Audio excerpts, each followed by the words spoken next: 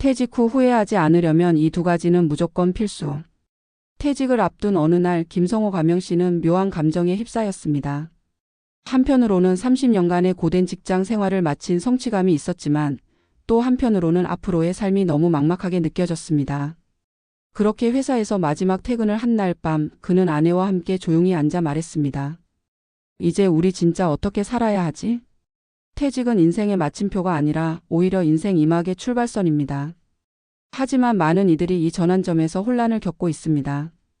오랜 시간 쌓아온 직장인의 정체성을 내려놓고 갑작스레 비어버린 시간과 소득의 공백 속에서 무엇을 해야 할지 어떻게 살아야 할지 방향을 잃습니다.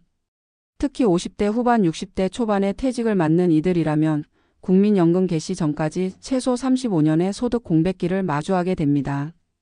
이 시기를 어떻게 준비하느냐에 따라 노후 삶의 질이 완전히 달라지게 됩니다. 그래서 말합니다. 퇴직 후 후회하지 않으려면 반드시 준비해야 할 두 가지, 그것은 바로 현금 흐름과 삶의 방향성입니다. 단순히 돈만이 전부는 아닙니다. 은퇴 후 2030년을 무작정 보내기에는 인생은 너무 길고 또 너무나 예측 불가능하기 때문입니다.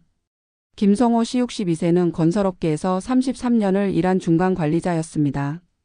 특별히 큰 실패 없이 정년까지 무난히 달려왔고 서울 외곽의 25평짜리 아파트에 아내와 단둘이 살고 있었습니다.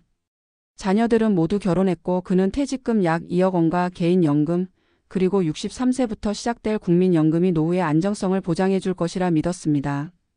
그러나 퇴직 6개월 후 그는 스스로를 낙동강 오리알 같은 존재라고 표현했습니다. 1. 예기치 못한 지출과 돈이 줄어드는 속도. 김 씨는 퇴직 직후 이제 좀 쉬자는 생각에 1년 정도는 아무 일도 하지 않았습니다. 여행도 다녀오고 자녀에게 결혼 축의금도 보탰습니다. 하지만 1년이 지나자 그의 통장 잔고는 눈에 띄게 줄어들기 시작했고 국민연금을 받기 전까지의 2년은 너무 길게 느껴졌습니다.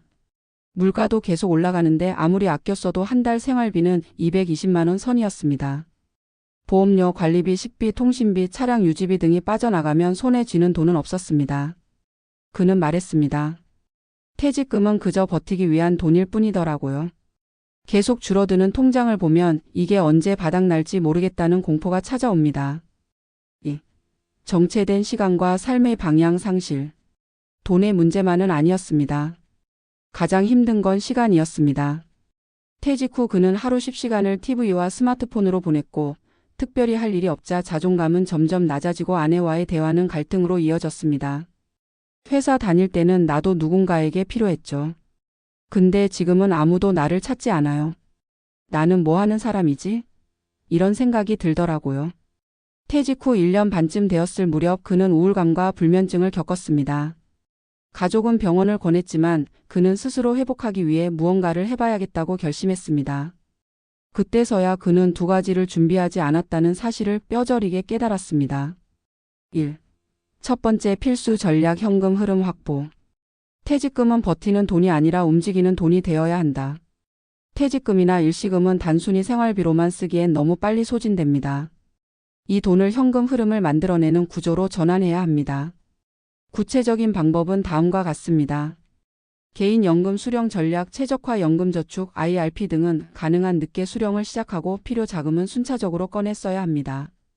세액공제를 최대한 활용한 후 55세 이후 수령하면 5.5%, 3.3% 낮은 세율로 수령 가능합니다. 퇴직금을 분할 수령하여 소득세 절감 10년 이상 분할 수령 시 퇴직소득세를 낮출 수 있습니다. 단, 금융소득 종합과세 기준 연간 2천만 원을 넘지 않도록 분산해야 합니다. 소소한 활동으로 소득 흐름 만들기, 하루 몇 시간의 파트타임, 강의, 글쓰기, 블로그 운영, 재능 공유 플랫폼 등을 활용하여 월 3,050만 원이라도 능동적인 수입을 만드는 것이 중요합니다. 소득 없는 기간을 위한 현금성 자산 확보, 최소 12년의 생활비 2,000~3,000만 얻는 예금 또는 CMA 계좌에 보관해야 위기 시 대처 가능합니다. 2. 두 번째 필수 전략 삶의 방향 설정. 돈은 있어도 의미는 없을 수 있다. 퇴직 후 가장 흔한 심리적 위기는 내가 이제 무엇을 해야 하지? 라는 질문입니다. 이는 직업을 잃은 것이 아니라 정체성을 잃은 것과도 같습니다. 따라서 은퇴 전후에는 다음의 질문을 던져야 합니다. 나는 앞으로 무엇에 시간을 쓰고 싶은가? 내가 가진 경험과 재능은 어디에 쓸 수 있을까? 나를 기다리는 사람, 장소, 커뮤니티는 있는가? 구체적 방향 설정을 위한 3단계 전략. 내려놓기 나는 회사원이었다는 과거 정체성을 인정하고 새로운 정체성을 받아들일 준비를 해야 합니다. 탐색하기 평소 관심 있었던 취미, 교육, 사회봉사활동, 소규모 창업 등 다양한 경로를 체험해보며 방향을 좁혀갑니다. 정착하기 작게 시작한 활동이라도 꾸준함이 무기입니다. 일상의 루틴을 만들어야 시간이 살이 붙고 삶이 다시 단단해집니다. 퇴직 후의 삶을 좌우하는 것은 얼마를 모았느냐가 아니라 그 돈을 어떻게 흐르게 하느냐, 그리고 그 시간을 어떻게 의미 있게 쓰느냐에 달려 있습니다. 김성호 씨는 이제 자그마한 도서관 자원봉사자로 매주 3일을 보내고 월 1회 지역 주민 대상 무료 강의도 진행하며 이전보다 더 활기찬 삶을 살고 있습니다. 그는 말합니다. 그때 깨달았죠. 돈도 필요하지만 나를 다시 움직이게 만드는 무언가가 더 중요하다는 걸요. 퇴직 후 후회하지 않으려면 지금부터라도 2가지를 꼭 기억하십시오. 당신의 현금 흐름은 준비되어 있나요? 당신의 삶의 방향은 설정되어 있나요? 지금 준비하면 후회 없는 인생 2막이 기다리고 있습니다.